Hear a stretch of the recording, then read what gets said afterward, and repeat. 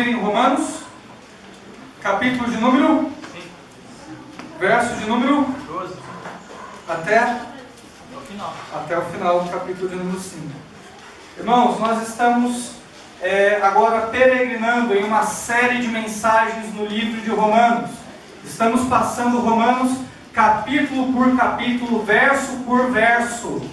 Esse é o nosso objetivo no livro de Romanos, e agora nós estamos no capítulo 5, a parte final. A parte final do capítulo de número 5.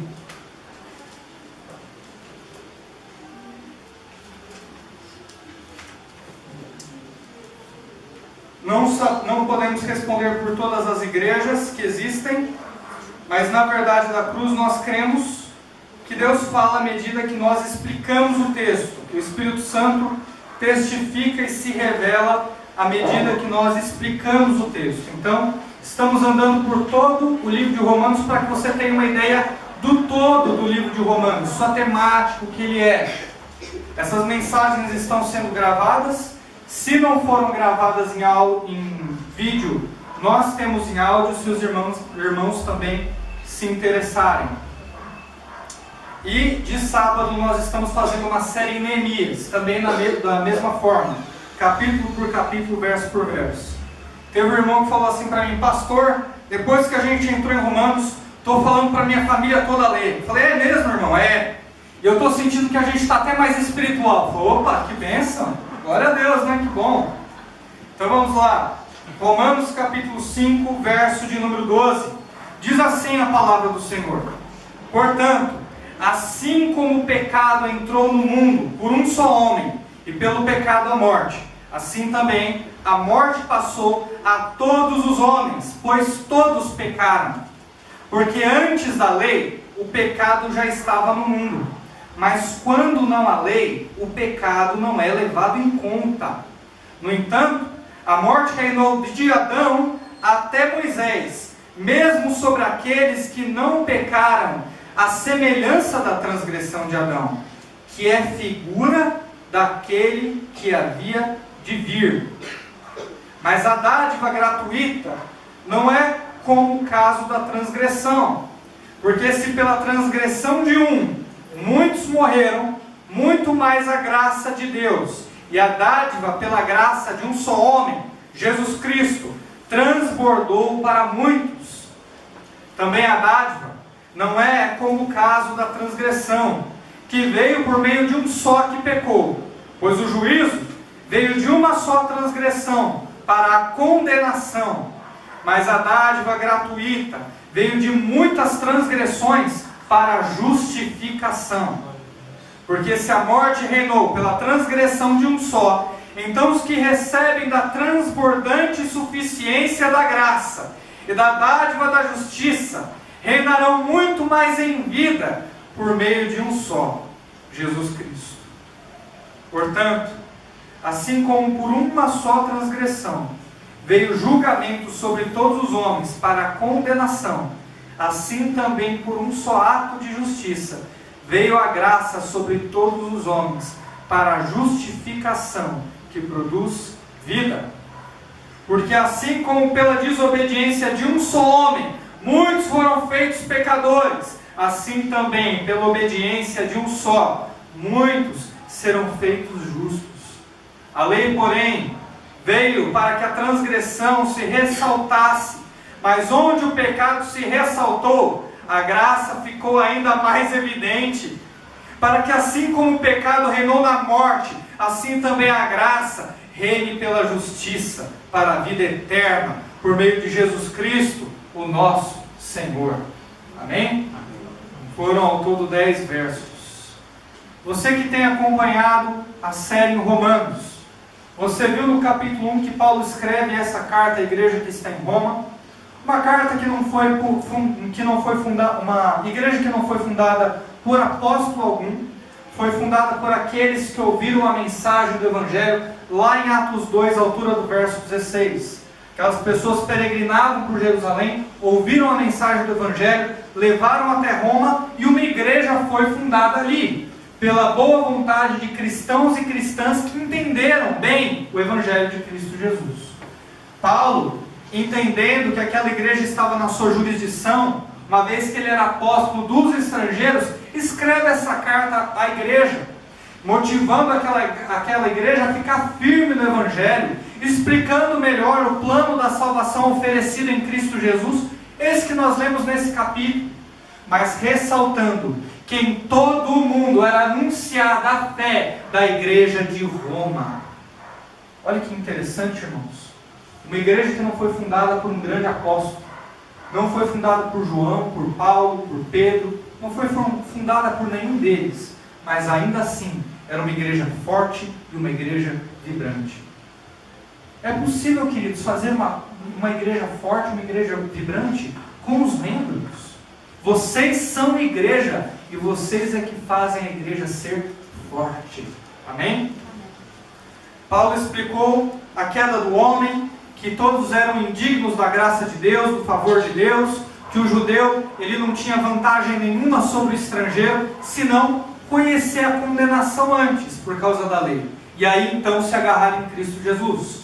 Mas Paulo prova que tanto judeus como estrangeiros, todos estão debaixo do pecado e condenados por Deus. E aí ele começa a desvendar Cristo Jesus, e a graça, e o amor que está escondido nele. E a gente ouve então falar de um termo muito importante para a cristandade, chamado justificação. Um termo tirado da minha profissão, que quer dizer, é um termo jurídico, que quer dizer ser declarado inocente. Todo cristão, toda cristã é declarado inocente pelo juiz dos juízes, o Senhor dos senhores, o nosso Deus. Ele te declara inocente através de Cristo Jesus. Isso é justificação. E o crente que se converte hoje, e o crente que já tem uma caminhada de fé, os dois são igualmente justificados. Não existe grau de justificação maior na vida de um crente ou maior na vida de outro crente. Não. O mesmo favor de Deus foi distribuído igualmente para toda a sua igreja, para que todos tenham a mesma posição diante de Deus. Ainda que muitas vezes um cristão e uma cristã não se sinta justificado, ele é justificado. Porque justificação não é algo que acontece dentro de você. É uma posição que o juiz declara sobre você. E você é inocente. Paulo vai discorrendo dos frutos da justificação e o que ela traz. E nós chegamos aqui, na história da justificação. Nesse capítulo em que estamos. Cuja estrela do capítulo, o nome mais citado aqui, até no sobretítulo que foi acrescentado depois em algumas Bíblias, a estrela é Adão. Mas eu quero dizer para você que não existe só esse Adão, o Adão do Jardim do Éden. Eu quero falar para você que tem 3 Adões. Adões? Adões, né? Adãos é estranho. Tem 3 Adões. Tem 3 Adão, 3 pessoas chamadas Adão, diferentes uma da outra. E tem 2 Evas. Tem 2 Evas também. Não só tem 3 pessoas que se chamam Adão, como também tem 2 Evas. Pastor, isso daí é heresia. Não, calma aí. Vamos ver melhor isso daqui, irmão. O título da mensagem hoje é o 3º Adão e a 2ª Eva. Esse é o título da mensagem hoje. O 3º Adão, eu achei 3 aqui, e a 2ª Eva. Tive a capacidade de achar 2. Que coisa, não? Ô pastor, mas peraí, eu só conheço aquele cara lá do Jardim do Éden que pecou, e por isso que nós todos estamos aqui. Eu só conheço ele. E se tem um 3º Adão, pastor, pelo amor de Deus, quem que é o 2º? Para chegar no 3º tem 2 no meio aí. E a 2ª Eva, quem é essa mulher? Só conheço aquela que foi enganada pela serpente. Como que é isso aí, pastor? Explica pra gente. Mas eu posso te garantir uma coisa. Que entender quem é cada um desses Adão e entender quem é cada uma dessas Eva é muito importante para você entender a doutrina cristã como um todo. E é nela que nós vamos adentrar hoje. Amém? Pai Santo, Eterno Deus, nós queremos te agradecer pela Tua Palavra. A Tua Palavra que é revelada a nós através da Santa Escritura. Palavra que não há igual. Homens e mulheres piedosos e piedosas, Senhor, através da história, sofreram para tornar a Bíblia acessível a nós, e nós a temos hoje. Obrigado pela vida desses homens e pela vida dessas mulheres. E que hoje mais mistérios que estavam então ocultos a nós sejam revelados. Que possamos entender quem são esses Adão que esse texto trata. E quem é essa Eva. E como isso tem aplicação nas nossas vidas hoje, Senhor.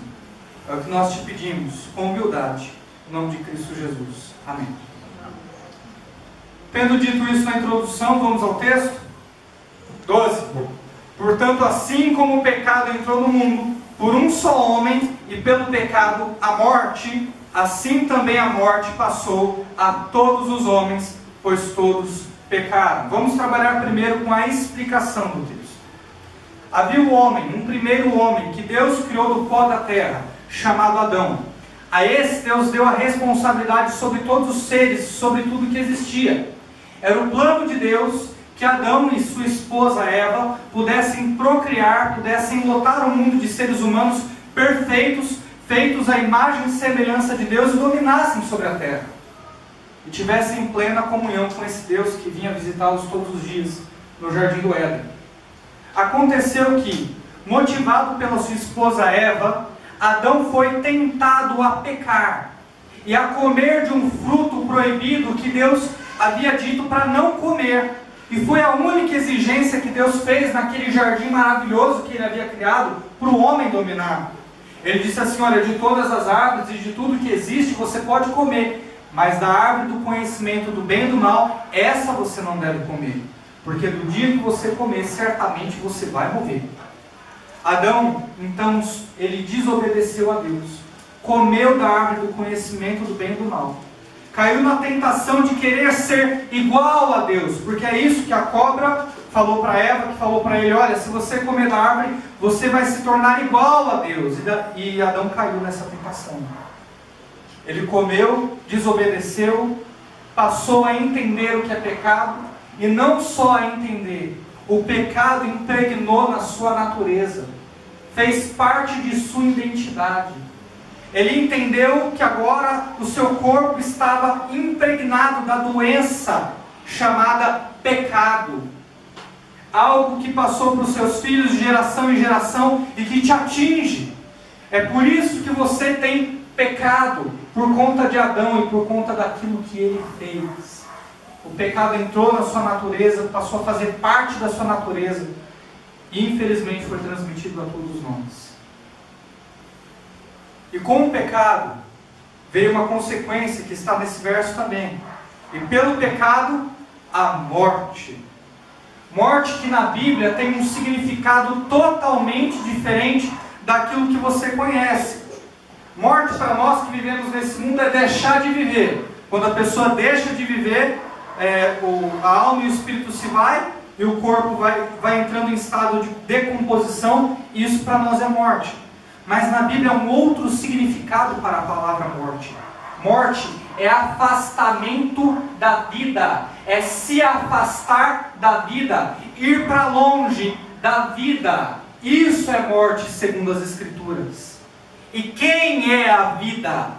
Deus é a vida, é o Criador de todas as coisas. Em Deus há vida, Ele é a própria vida. Ao pecar, o homem se afastou da vida que é Deus e morreu. Todo ser humano que nasce, espiritualmente falando, já nasce afastado da vida que é Deus. E por isso morre. E por isso morre. Isso foi transmitido a todos nós também. Que difícil, não, irmãos?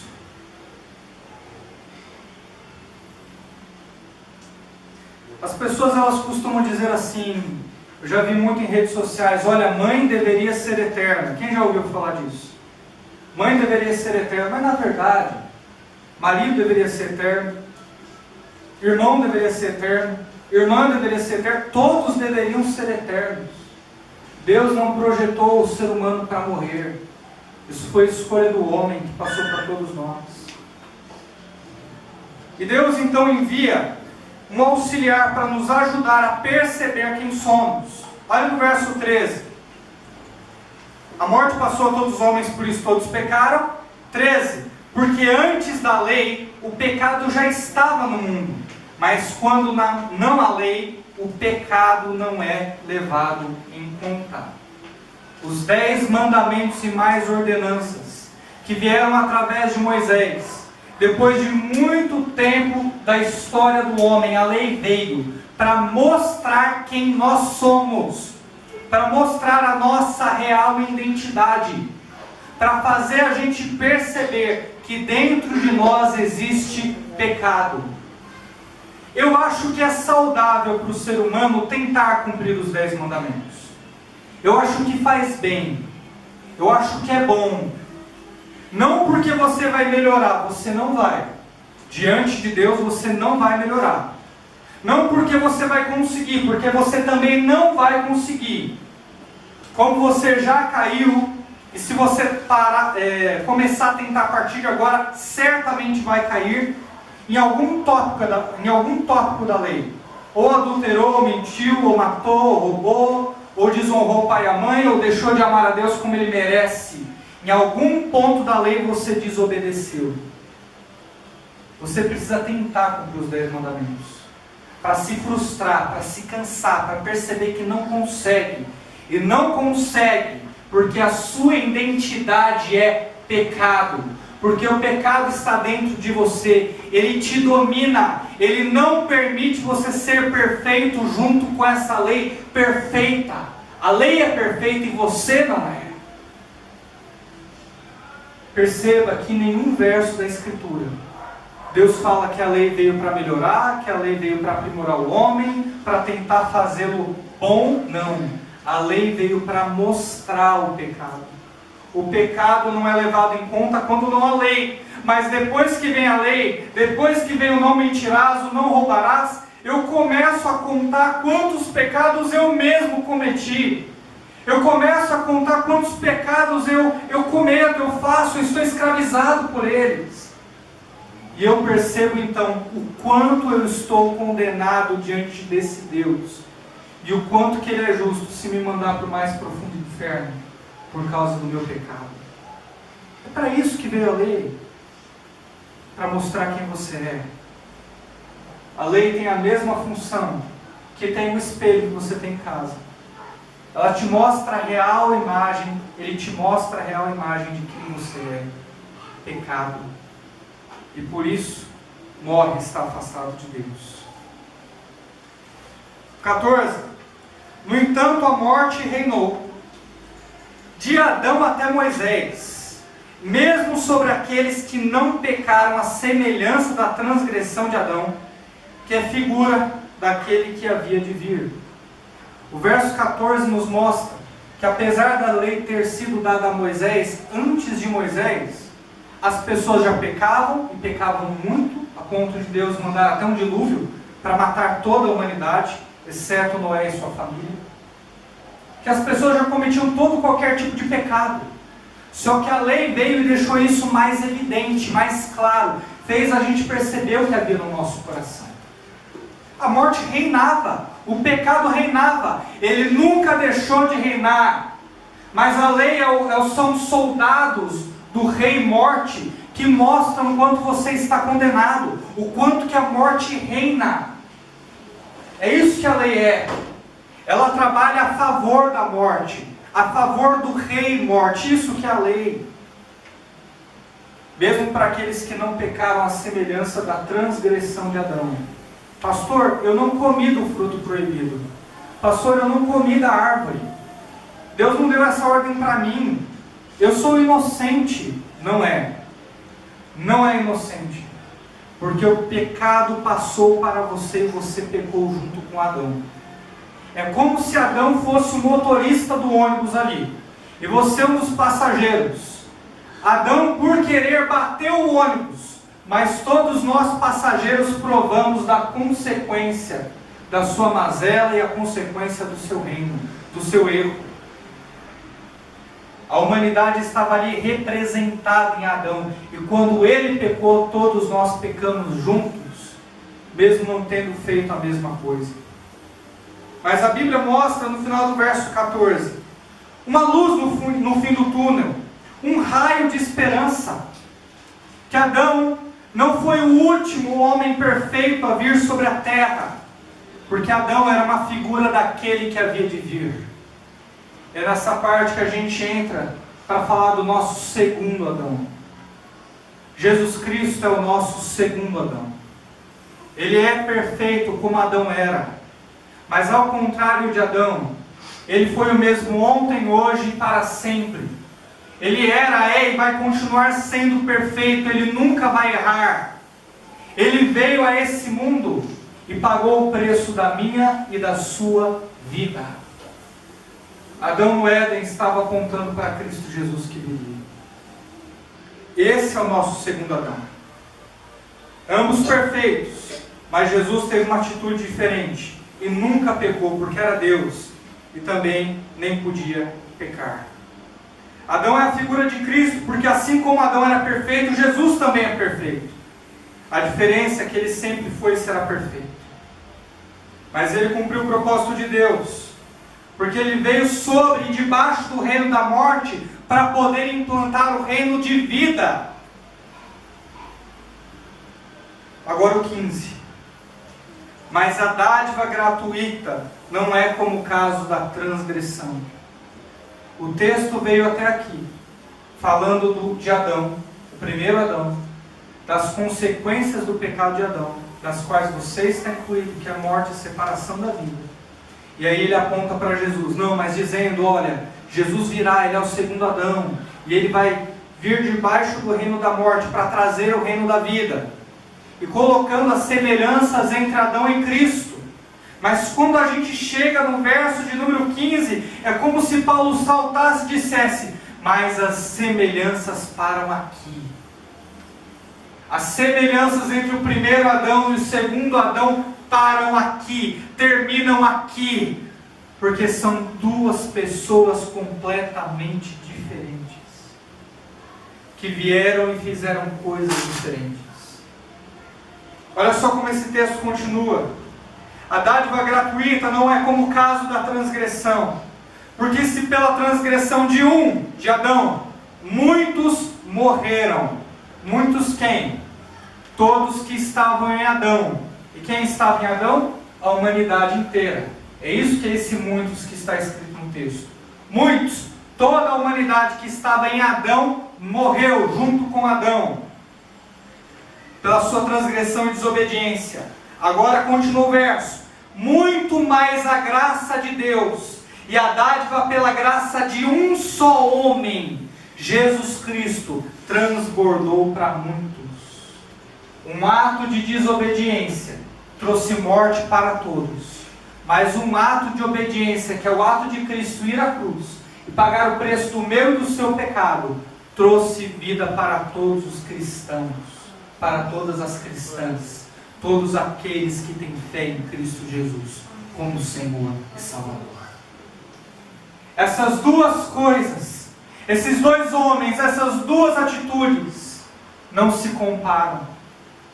Uma desobediência para a morte, uma a obediência para a vida eterna. Esse é o ato de Cristo Jesus. Agora olha que interessante. Nós lemos aqui no verso de número 15. O que nós lemos aqui no verso de número 15.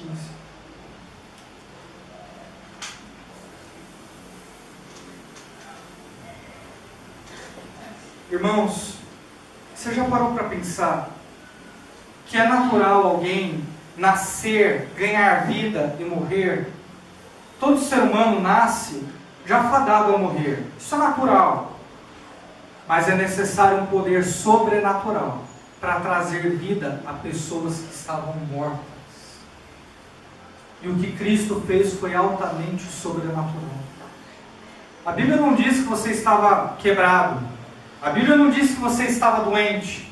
A Bíblia não diz que você estava simplesmente um pouco fraco. A Bíblia diz que você estava morto, morta nos seus pecados. Você não tinha vida, estava afastado daquele que é vida, que é Deus.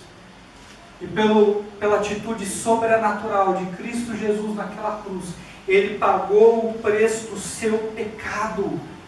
Em outras palavras, para te deixar mais claro e ilustrar, Ele te despoluiu.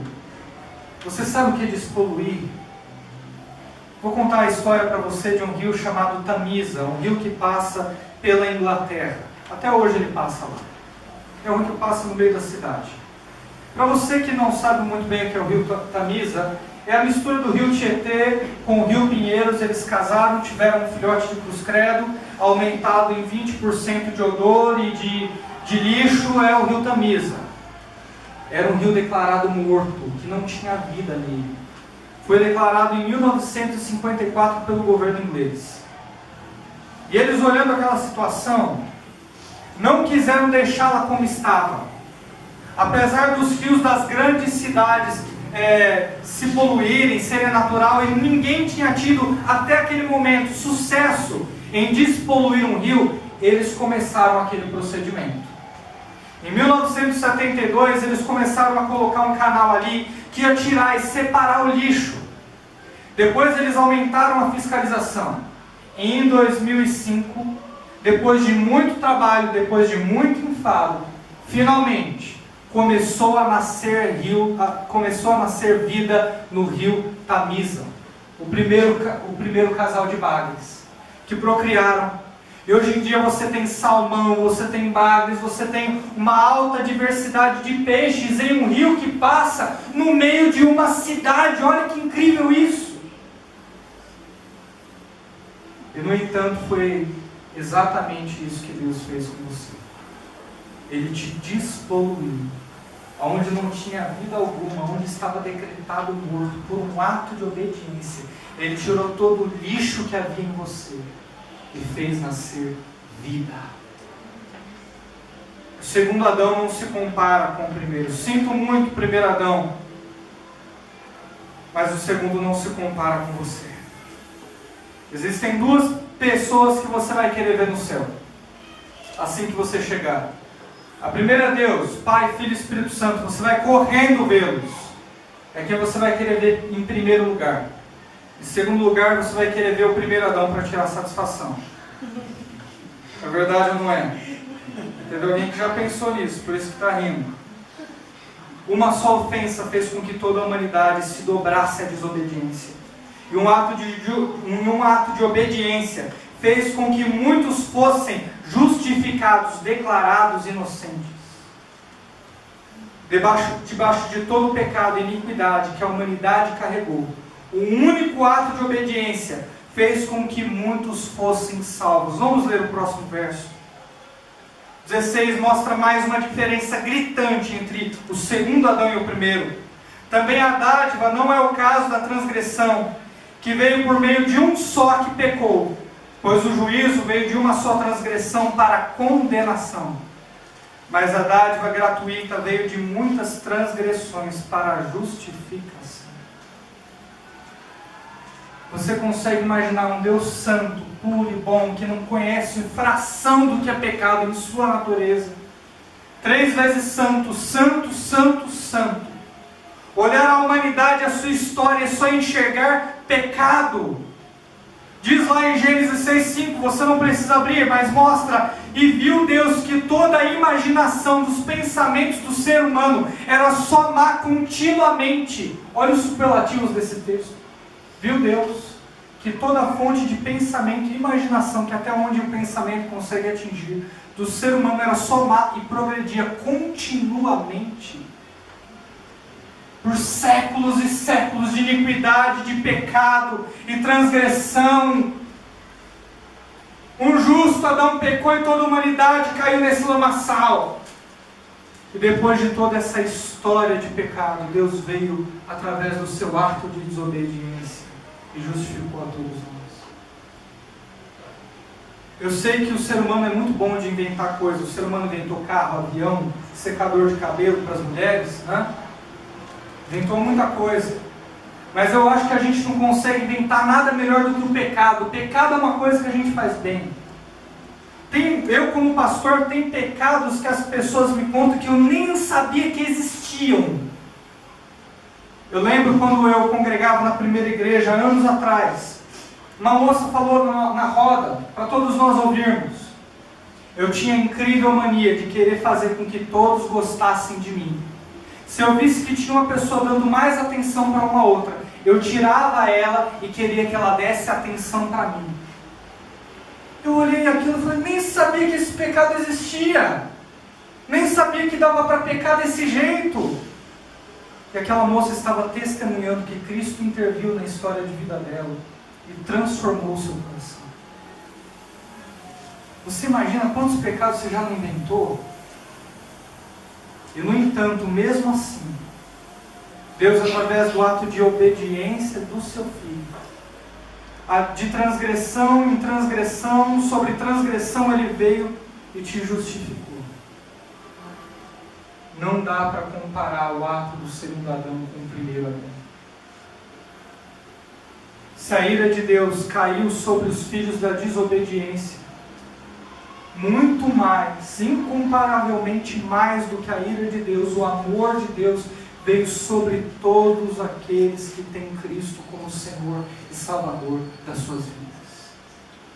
A tonelada, a quantidade de amor que Deus usou para te justificar nem se compara com a tonelada de ira que cai sobre os filhos da desobediência.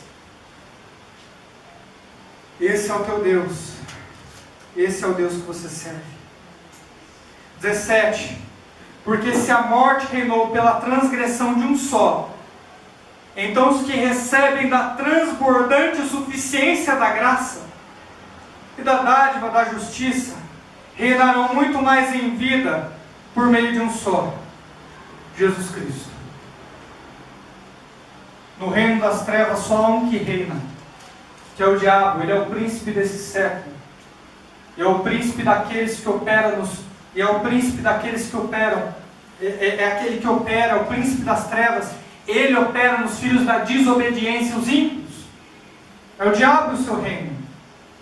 Mas no reino de Cristo, no reino que Ele veio implantar com a sua graça, é Jesus quem reina. E Ele nos chama para ser governadores e governadoras junto com Ele.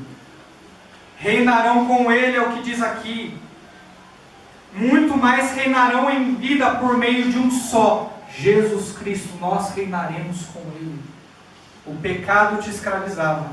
O pecado ele te dominava. O pecado ele te dobrava, te imobilizava. Mas agora em Cristo Jesus você pode dizer não ao pecado. Você está reinando junto com Cristo. É por isso que o mentiroso, dominado pelo reino das trevas, se converte e reina junto com Cristo, diz, não, agora eu falo a verdade. É por isso que o prostituto, a prostituta que se converte, ele fala, não, agora eu estou reinando junto com Cristo, eu vou ter família. É por isso que aquele que tem qualquer outro tipo de pecado e que se converte pode dizer não à sua velha natureza e aos pecados que cometia anteriormente. Porque ele está reinando com Cristo em uma nova vida. Antes você era escravo, agora você reina junto com Ele. Não há como comparar a bênção que o segundo Adão trouxe da bênção, da maldição que o primeiro Adão trouxe. 18. Nós já vamos terminar. 18. Portanto, assim como por uma só transgressão veio o julgamento sobre todos os homens para a condenação, assim também por um só ato de justiça veio a graça sobre todos os homens para a justificação que produz vida. A condenação, Adão, o primeiro, trouxe a condenação. Mas o segundo Adão, ele trouxe, se piscar de novo você desliga, tá? E a gente continua mesmo assim. O primeiro Adão, ele trouxe a maldição, mas o segundo Adão, ele trouxe a vida. O primeiro Adão, ele trouxe a morte, mas o segundo trouxe a nossa inocência. Ele mudou a sentença, irmãos. Antes você tinha a sentença de condenado, mas em Cristo agora você tem a sentença de inocente. Já parou para pensar nisso? Antes condenado e agora inocente, mas que mudança radical. Não há como comparar a sentença que o primeiro Adão trouxe da sentença que o segundo Adão trouxe. E o 19, vamos correr. Porque assim como pela desobediência de um só homem, muitos foram feitos pecadores, assim também pela obediência de um só, muitos serão feitos justos. É o primeiro pronome que aparece no texto, que está chamando você de justo.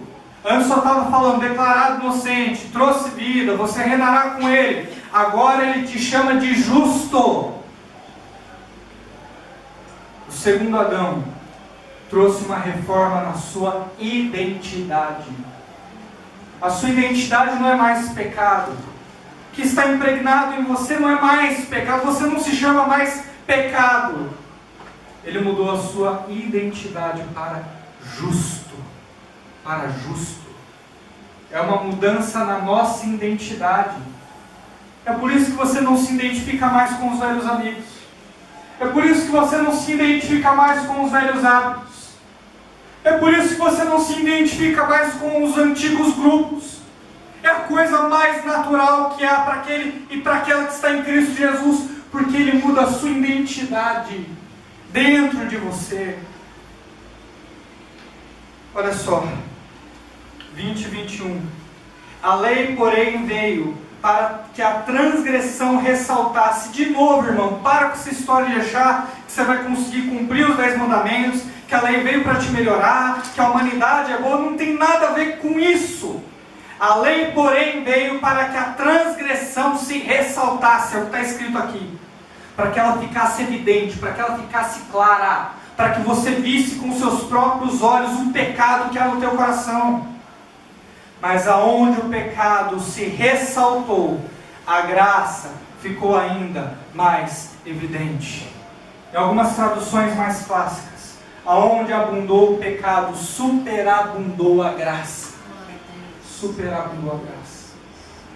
Um dia o Renan chegou para mim e perguntou assim: pastor, você teria coragem de pegar um prédio que antes era um prostíbulo e transformá-lo em uma igreja? Eu disse, e ainda escrevi assim: aonde abundou o pecado, superabundou a graça. E ainda escrevi: aonde abundou o pecado, superabundou a graça. Porque foi isso que Deus fez com a gente. O pecado abundou, o pecado matou, o pecado trouxe tristeza, separação, miséria. Mas aonde o pecado trouxe tudo isso, superabundou a graça. A quantidade de graça é muito maior, infinitamente mais do que a quantidade de pecado que está em você. Essa é a tonelada de graça que Cristo nos oferece. Porque assim como o pecado reinou na morte, assim também a graça reine pela justiça para a vida eterna por meio de Jesus Cristo, nosso Senhor. Enquanto a morte reinava sobre os nossos corpos, amando do pecado, Jesus Cristo invadiu o reino da morte e transformou o nosso coração pelo seu próprio sangue, a fim de que Ele fosse o novo Senhor. E agora Ele pode chegar para nós e dizer assim: olha, o teu coração tem dono. E não é o marido e não é a esposa. Não é o namorado, a namorada e nem o noivo, a noiva. O teu coração tem dono. O teu coração é meu. É isso que Cristo faz. Isso é justificação. Isso é ser declarado inocente. Pastor, sermão interessante. Ouvi, assentei a verdade no meu coração. Mas o Senhor chegou no final do texto e eu ainda não entendi quem que é o abençoado do terceiro Adão e a abençoada da segunda Eva. E aí eu viro para você e digo que o terceiro Adão é você. Eu falo que a segunda Eva é você. Um termo teológico que eu mesmo inventei. Obrigado. Que o que Martin Lloyd Jones não descobriu, que o John MacArthur não descobriu. Aí eu viro para você e falo que o terceiro Adão é você e a segunda Eva é você. Vou propor no meu seminário, quem sabe patenteia a doutrina. Eu vou explicar, querido. É porque em Cristo Jesus nós somos um novo homem. Em Cristo Jesus nós somos um novo homem. Jesus, em uma certa feita, no início do seu ministério, ele é batizado por João Batista. E o batismo de João Batista, até aquele momento, não era o batismo como essa figura que a gente conhece hoje. O batismo na época dele era um batismo de arrependimento. Era esse o batismo de João Batista. E ele chega até Cristo Jesus, que não precisava se arrepender de pecado algum, porque ele não tinha pecados. E ele batiza Cristo. Quem que João Batista estava batizando naquele Rio Jordão? Eu acredito que quem João Batista estava batizando ali era o segundo Adão. E a partir daquele momento em diante, o batismo teve um novo significado. Não representava mais só arrependimento. Representava que agora nós nos identificamos com aquele que morreu e ressuscitou e nos dará a vida eterna. Por isso que o batismo é no nome do Pai, do Filho e do Espírito Santo. Jesus Cristo morreu e ressuscitou, e nele o batismo tem um novo significado. Quer dizer que a gente já passou da morte para a vida. E quando Jesus Cristo saiu daquela água, veio uma voz do alto e disse para ele: esse é o meu Filho amado em quem eu tenho prazer. Esse é o meu Filho amado que me dá alegria. É a voz que vem do alto e fala para Cristo Jesus. Para quem Deus estava falando aquelas palavras? Eu acredito que Deus estava falando aquelas palavras para o segundo Adão. Esse é o Adão que me alegra. Esse é o Adão que traz prazer para o meu coração. Esse é o Adão que vai cumprir o meu propósito perfeito para a humanidade. Esse é o meu Adão. E não só para o segundo Adão. Para todos aqueles que estão em Jesus Cristo. No segundo Adão. Porque aquele ou aquela que está em Cristo é uma nova criatura. E as coisas velhas se passaram. Eis que tudo se fez novo. Vou fechar minha Bíblia aqui, eu quero falar algumas coisas. Sabe o que é o mais interessante? É que depois de tudo isso que eu te contei, não vai ter um quarto Adão que vai vir do nada e distorcer aquilo que Cristo já fez em você, aquilo que Ele te tornou. A graça é tão maravilhosa e tão abundante que o plano de Cristo, que o plano de Deus em Cristo foi feito de uma vez por todas. Tetelestai, está pago. E ninguém pode vir posteriormente e transformar a sentença que Cristo já decretou em você. Parou em Cristo Jesus e continua em você. O terceiro Adão e a segunda Eva. Isso é o mais interessante. Eu estou querendo falar aqui para um certo público de pessoas. Eu quero falar para você que está em Cristo Jesus, seja homem, seja mulher, seja terceiro Adão, seja segunda Eva. E eu quero dizer para você uma coisa bem graciosa. Eu quero falar para você que em Cristo Jesus você é aceito. Que em Cristo Jesus você é plenamente amado. Em Cristo, não fora dele, mas em Cristo, você tem valor e pode ter um relacionamento íntimo com a pessoa do Pai. Eu sei que tem muita gente que vai usar da graça de Deus, que vai abusar da graça de Deus. Sei que tem muita gente que não valoriza a graça de Deus, mas eu não quero falar para essa gente essa noite. Nem Paulo estava nesse texto falando para essa gente. Eu quero falar para aqueles que de maneira sincera têm lutado para ter uma vida santa. Para aqueles que de maneira sincera querem agradar a Deus, eu quero me dirigir a você e dizer que em Cristo Jesus você já agrada a Deus.